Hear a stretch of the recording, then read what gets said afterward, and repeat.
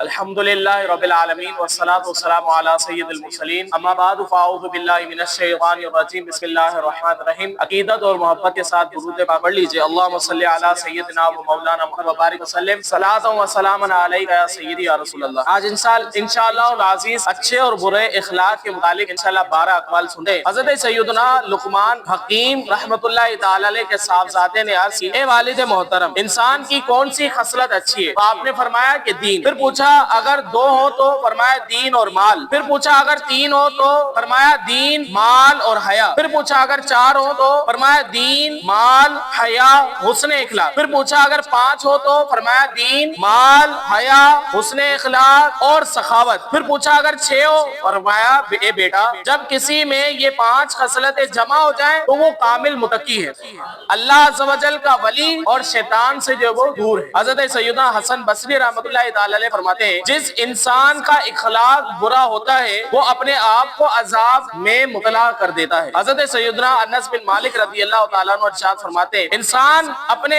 اچھے اخلاق کے سبب جنت کے اعلیٰ درجات تک پہنچ جاتا ہے، حالانکہ وہ عبادت گزار اتنا نہیں ہوتا، اور انسان اپنے برے اخلاق کے سبب جہنم کے سب سے نیچے طبقے تک پہنچ جاتا ہے، باوجود یہ کہ وہ عبادت گزار ہوتا ہے۔ حضرت سیدنا یحییٰ بن معاذ رحمۃ اللہ تعالی علیہ فرماتے ہیں، حسن اخلاق رزق کا خزانہ ہے۔ حضرت سیدنا وہاب بن منبہ رحمۃ اللہ تعالی علیہ فرماتے ہیں، بد اخلاق انسان کی مثال اس ٹوٹے ہوئے گڑھے کی طرح ہے جو قابل استعمال نہیں رہتا۔ حضرت سیدنا فضیل بن عیاض رحمۃ اللہ تعالی علیہ فرماتے ہیں، اگر کوئی اچھے اخلاق والا فاسق میرا رفیق ہو، فاسق سے مراد یہ ہے کہ اعلانہ گناہ کرنے والا، فسق کرنے والا، اگر کوئی اچھے اخلاق والا فاسق میرا رفیق ہو یعنی میرا ساتھی ہو، یہ مجھے اس سے زیادہ پسند ہے کہ کوئی بد اخلاق میرا رفیق۔ حضرت سیدنا عبداللہ بن مبارک رحمۃ اللہ تعالی علیہ کے ساتھ سفر میں ایک بد اخلاق آدمی شریک ہو گیا، تو آپ اس کی بد اخلاقی پر جو وہ صبر کرتے رہے، جب وہ جدا ہو گیا تو آپ رونے لگے۔ کسی نے آپ سے رونے کا سبب پوچھا، فرمایا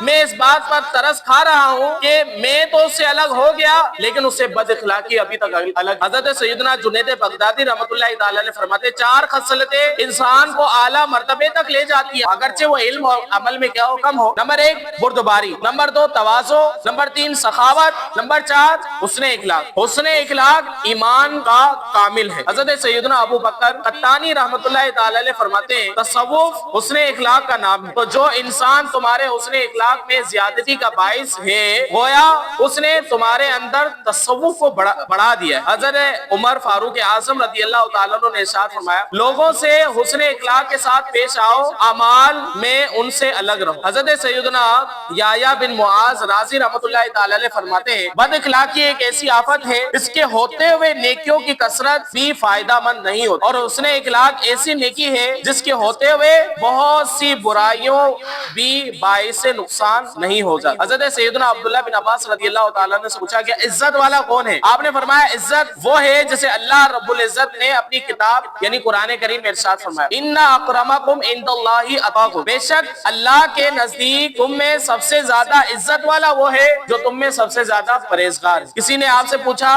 نسبی شرافت کیا ہے؟ آپ نے فرمایا جس کے اخلاق سب سے اچھے ہوں وہی نسبی شرافت میں سب سے اچھا ہے۔ ہر عمارت کی ایک بنیاد ہوتی ہے، اسلام کی بنیاد حسن اخلاق ہے۔ حضرت سیدنا عطا رحمۃ اللہ تعالی علیہ نے فرمایا، جس نے بھی بلند مرتبہ پایا اس نے حسن اخلاق ہی کی بدولت پایا۔ حسن اخلاق کا کمال حضور نبی مکرم صلی اللہ علیہ وسلم کے ساتھ خاص ہے۔ مخلوق میں سے اللہ رب العزت کے سب سے زیادہ قریب وہ لوگ ہیں جو حسن اخلاق میں مصطفیٰ جان رحمت صلی اللہ علیہ وسلم کے طریقے پر چلتے ہیں۔ اللہ رب العزت سے دعا ہے کہ اللہ تبارک و تعالی ہمارے بھی حسن اخلاق کو اچھا فرمائے، آمین بجاہ نبی صلی اللہ علیہ وسلم۔